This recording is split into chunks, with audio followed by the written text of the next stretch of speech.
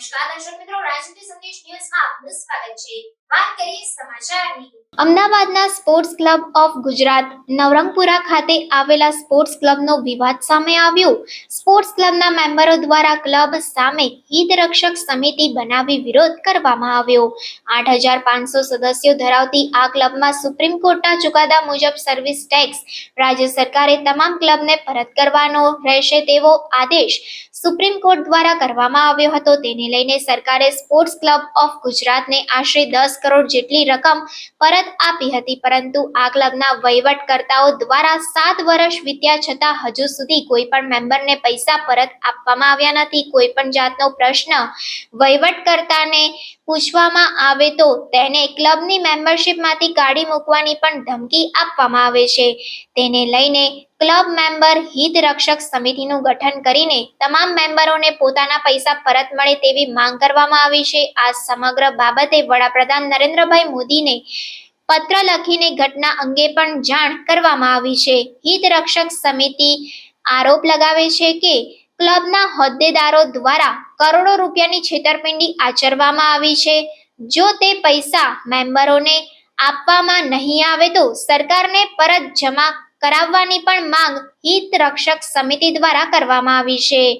આ પૈસા મેમ્બરોને પરત નહીં આવે તો ગાંધી ચિંધ્યા માર્ગે અને કાયદાકીય લડત લડવા તેઓએ તૈયારી દર્શાવી। વડીલો ખૂબ જ ટૂંકી સમયમાં આપ મોટી સંખ્યામાં અહીંયા ઉપસ્થિત રહ્યા તે બદલ હું આપનો આભાર માનું છું અને અમારા ક્લબ મેમ્બર્સ હિત રક્ષક સમિતિ વતી પણ હૃદયપૂર્વક આપનો આભાર માનું છું। આપ સૌ જાણો છો કે આપણે સૌ આજે અહીંયા અમારે જે ક્લબ સ્પોર્ટ્સ ક્લબ છે એના માટે આપણે ભેગા થયા છે। સ્પોર્ટ્સ ક્લબની અંદર સુપ્રીમ કોર્ટ સાહેબને એક ચુકાદો આપ્યો કે તમામ ક્લબના સભ્યોને સર્વિસ ટેક્સના રૂપિયા પરત કરવા, એટલે સરકારશ્રીએ એ પરત કર્યા। તમામ સભ્યોના રૂપિયા ક્લબમાં 2017 થી આવી ગયા અને આજે 2024 થઈ કોઈ પણ સભ્યોને રૂપિયા મળ્યા નથી। એની ફરિયાદો મારી પાસે ઘણી ખરી આવી, એટલે આ એક મેં મુવમેન્ટ મેં અને મારા બીજા સભ્યોના મિત્રોએ બધાએ શરૂ કરી છે। એમાં આપ સૌનો સાથ સહકાર મળી રહે તેવી અભ્યર્થના। અમારાથી પણ કંઈ ભૂલ હોય તો અમને માફ કરજો અને આપ અમને માર્ગદર્શન આપજો, સલાહ સૂચન આપશો, એ રીતેથી અમે આગળ અમારી લડત ચાલુ રાખીશું। 10 કરોડ રૂપિયા આયા એનો કોઈ હિસાબ નથી, એની મેં વારંવાર વાત કરી તો એનો કોઈ જવાબ મળતો નથી। હું વારંવાર મળવા ગયો તો મને બેસાડી રાખે છે, મળતા નથી। મેં ઈમેલ બી કર્યો, મને એવું કહેવામાં આવ્યું કે ભાઈ તમારે 1,35,000 લેવાના થાય છે, લઈ લો। એટલે મેં કીધું ના, મારા બધા 10 કરોડ રૂપિયાનો હિસાબ જોઈએ છે। હું ત્યાંનો સભ્ય છું અને સભ્યો એટલે મેમ્બરોના હિત માટે મેં આ વાત કરી છે। તમામ મેમ્બરોનું હિત જળવાઈ રહે એટલે આ રૂપિયાનો હિસાબ આપો અને વ્યાજ સાથે આવ્યા છે એટલે વ્યાજ સાથે તમામ સભ્યોને પરત કરો। જો તમે આ રૂપિયા નથી પરત કરતા તો તમે સરકારશ્રીને આપી દો, તમારી જોડે હિસાબ ના હોય તો પાછા આપો। આના માટે હાલ મેં બીજી વાત કરી કે ભાઈ તમારી પાસે હિસાબ ના હોય તો તમામને એકાઉન્ટ પ્રિન્ટ, લેઝર પ્રિન્ટ આપી દો સભ્યોને, જ્યારથી મેમ્બર બન્યા હોય ત્યારથી।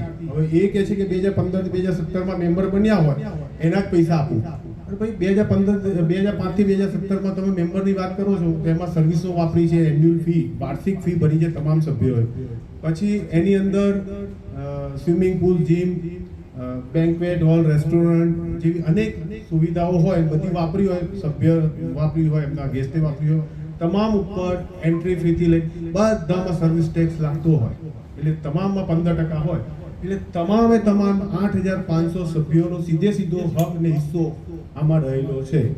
એટલે એ તમામે તમામના કોઈના 5000 બી છે ને કોઈના 2 લાખ પણ છે અને કોઈના 2.5 લાખ પણ છે। એટલે આમાં હિસાબ કરીને તમામને માન સન્માન સાથે સભ્યોના હિતની જ વાત કરવી જોઈએ। ક્લબ તમામ સભ્યોના રૂપિયાથી આ ક્લબ બને છે। ક્લબની અંદર કોઈ માલિક છે એવું ના સમજે। ક્લબની અંદર તમે દેખરેખ કરવા માટે એક વહીવટી કમિટી હોય, એનો મતલબ કે માલિક નથી। માલિક તો તમામ 8500, આજે 9500 સભ્યો છે, 9500 સભ્યો માલિક છે।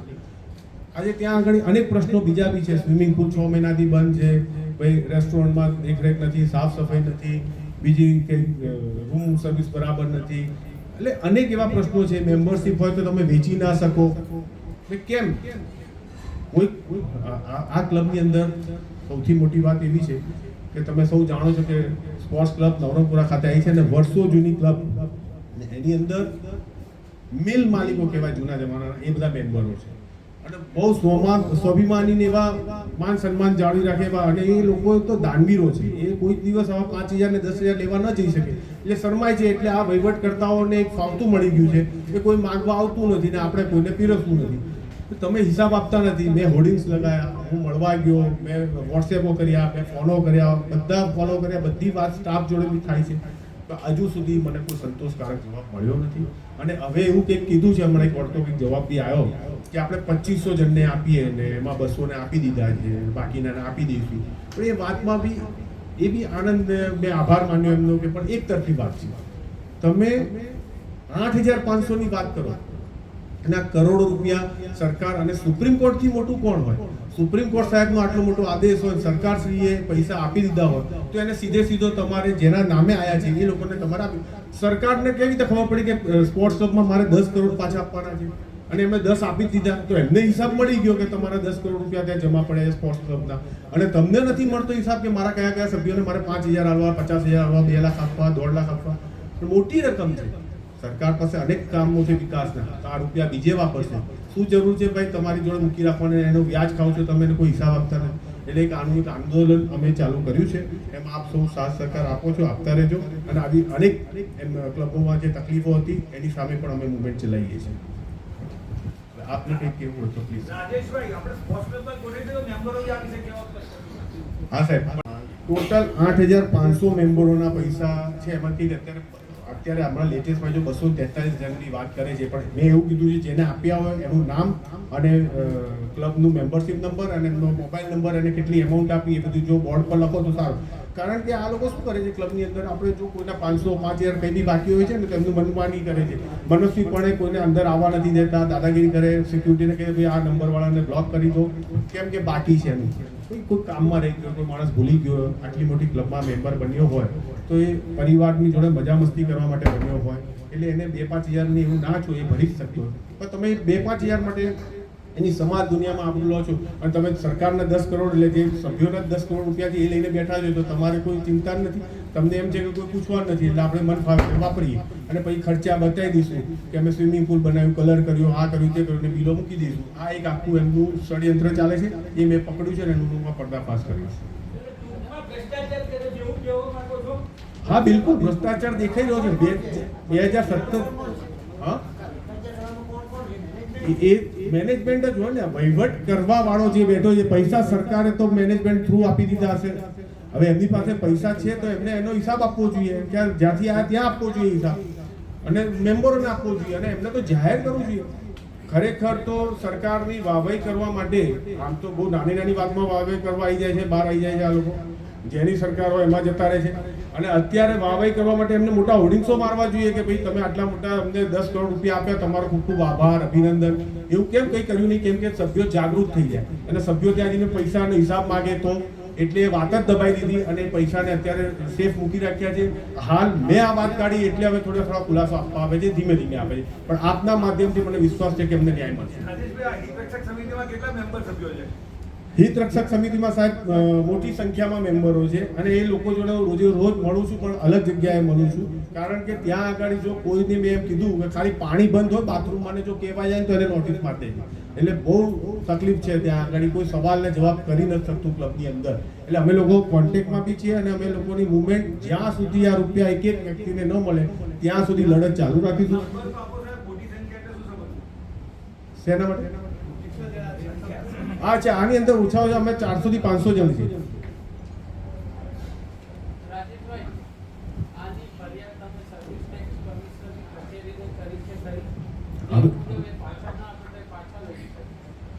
હવે હું સાહેબ આરઓસીમાં બી કરવાનો છું. અત્યારે મેં સીધું વડાપ્રધાન સાહેબને એક પત્ર બી લખ્યો છે આ વિષય પર, એ મેં આપને આપ્યું છે કોપીમાં.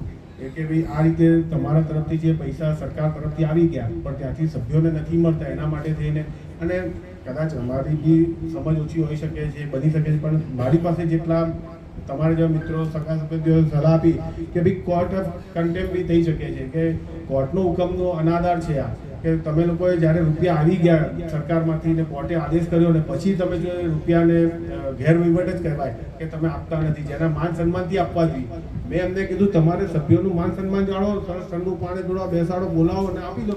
એટલે કે કેવાયસી બી લે છે, કેવાયસીની અંદર એવું કંઈક લખાયું છે નીચે કે ભાઈ આ બધું પતી ગયું, હવે પછી કદી અહીંયા આવવાનું નહીં, કોઈ અવાજ કરવાનો નહીં. એ છે આ જોર જુલુમી કહેવાય. સરકારે તમારે જો કોઈ લખાઈને તમને આપેલા પૈસા 10 કરોડ રૂપિયા. હા, મારી પાસે એ બી ફરિયાદ આવી છે કે કોપી છે, એટલે કોપી મંગાવી લીધી છે કે જેની અંદર કેવાયસી કરાવે છે ને સાહેબ, તેમાં નીચે લખ્યું છે કે હવે પછીનો કોઈ હક હિસ્સો રહેતો નથી, હવે કંઈ બોલવાનું નહીં. ફૂલ દાદા, તમે ત્યાંથી 10 કરોડ લીધા તો તમે કેવાયસી આપવા ગયા હતા? તમે લોકોએ તો તમારા ખાતામાં આવી ગયા, પછી તમારે તમારા મેમ્બરોને બી માન સન્માનથી આપવા જોઈએ. જ્યારે તમે 15% માંગ્યા ત્યારે આ જ સભ્યોના રૂપિયા હતા, પણ 15% તમને આપેલા. તો એ સર્વિસ ટેક્સના જ રૂપિયા પાછા આવ્યા છે, તો વ્યાજ સાથે આવ્યા છે તો વ્યાજ સાથે પરત કરો.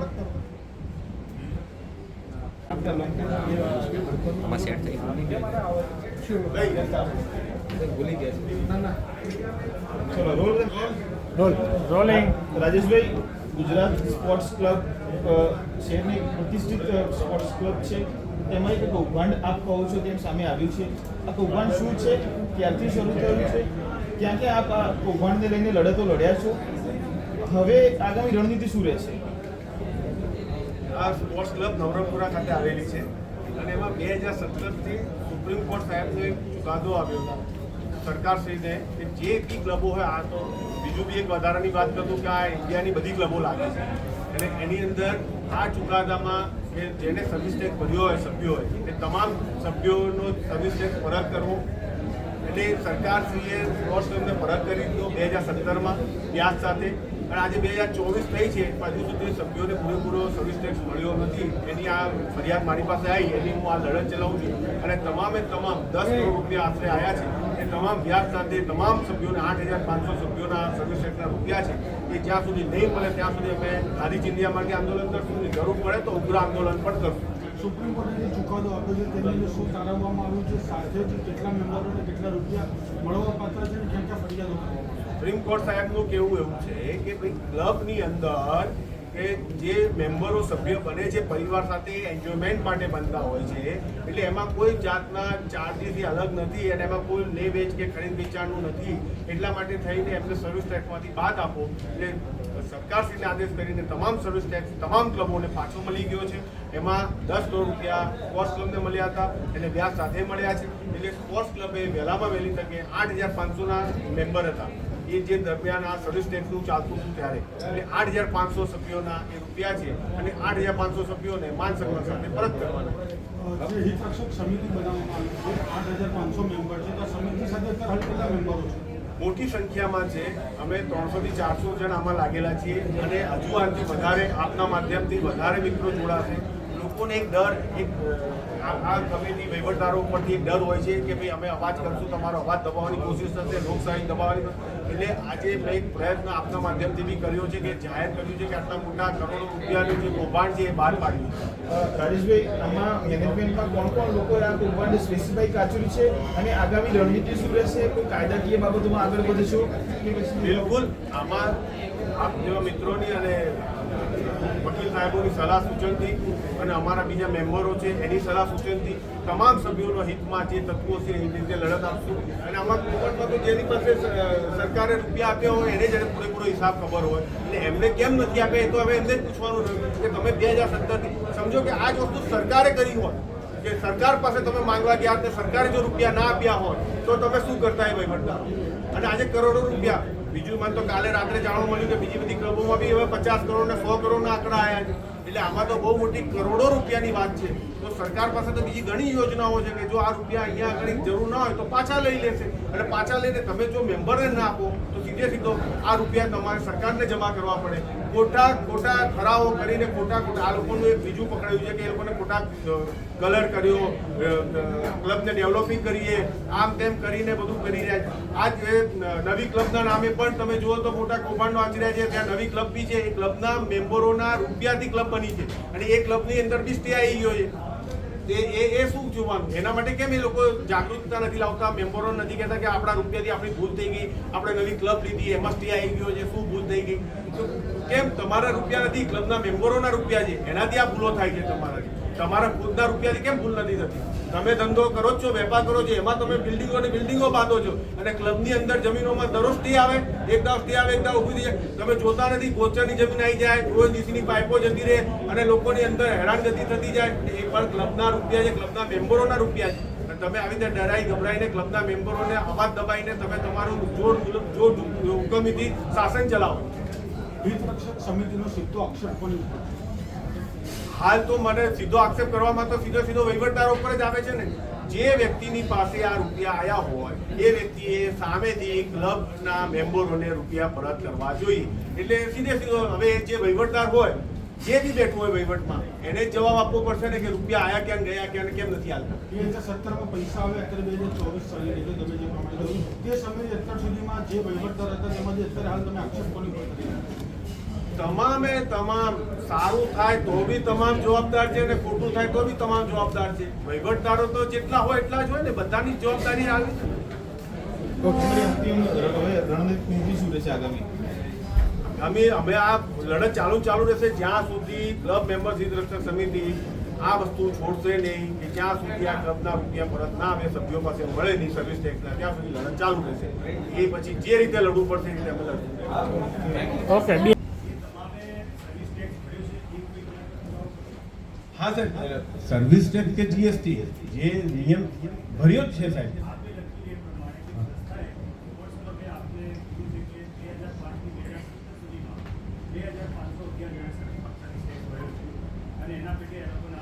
ના સાહેબ, એ સ્પોર્ટ્સ ક્લબ કે છે 2511 નું છે. એ લોકો શું કે છે કે 2005 થી 2017માં જે નવા મેમ્બર બન્યા હતા, 2511 નવા મેમ્બર બન્યા હતા સાહેબ, એમાંનો બી હું એક છું. કે નવા મેમ્બર બન્યા હતા સાહેબ, ત્યારે 10 લાખ ને 12 લાખ રૂપિયાની મેમ્બરશીપ ફી હશે. એટલે એમાં આપણે 15% ગણીએ એટલે 1,35,000 જેવા મેં ભર્યા હોય સર્વિસ ટેક્સ દાખલા તરીકે. 1,35,000 તમે લઈ જાઓ, પણ તમે જે બીજી બધી સુવિધાઓ આપી, જેમ કે એન્યુઅલ ફી, વાર્ષિક ફી મેં ભરી 3,000 રૂપિયા, એના 15% હોય. પછી મેં સ્વિમિંગ પુલના ભર્યા, જીમના ભર્યા, જમવાના રેસ્ટોરન્ટના ભર્યા, રૂમ રાખ્યો તો ભર્યા, અથવા કોઈ લગ્ન પ્રસંગ કે મંડપ રાખ્યું, ડેકોરેશન કર્યું, એના અંદર 10 લાખ 5 લાખ રૂપિયા ભર્યા, બધામાં 15% મેં ભર્યા. આ 10 કરોડ રૂપિયા આટલી મોટી રકમ કેવી રીતે સાહેબ થાય? અને 10 કરોડ સરકારને કેવી રીતે ખબર પડે કે મારે સ્પોર્ટ્સ ક્લબને 10 જ આપવાના છે? કેમ 9 ના આપ્યા, ને 10 ના 11 ના આપ્યા, અને 8 ના આપ્યા? અને 10 એમને ખબર પડી ગઈ કે સ્પોર્ટ્સ ક્લબમાંથી સર્વિસ ટેક્સ 10 કરોડ આવ્યો છે એટલે પાછો આપી દો વ્યાજ સાથે. તો તમને બી તમે ભરેલો છે એટલે તમને પાછો આપ્યો છે. હા, આ જ્યારે જે મુવમેન્ટ સર્વિસ ટેક્સની ચાલતી ત્યારે 8,500, આજે 9,500 છે.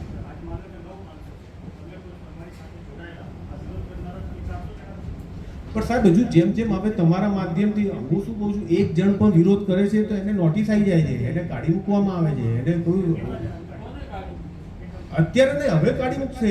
આ તો તમારા માધ્યમથી હું જાગૃતિ લાવું છું.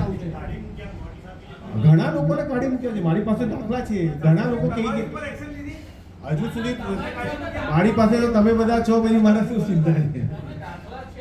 હા સાહેબ, એવા દાખલા છે. પછી એ લોકો જઈને પગે લાગી આવે, માફી માગી લે એટલે જતા રહે છે. પણ હું માફી નથી માંગવાનો, હું મરી જઈશ ત્યાં સુધી લડવાનું છું. 10 કરોડ રૂપિયા અપાઈ નહીં. મને નથી ગાડી મૂકવાનો, મને ગાડી મૂકો તો તમે બધા છો ને સાહેબ?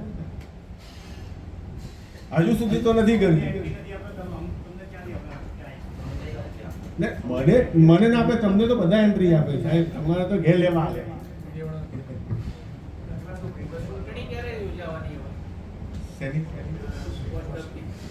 એ તો ખ્યાલ નથી, એ તો વહીવટદારોને ખબર ને, એ તો ક્યારે કરે. 2017 થી આયા છે એવું.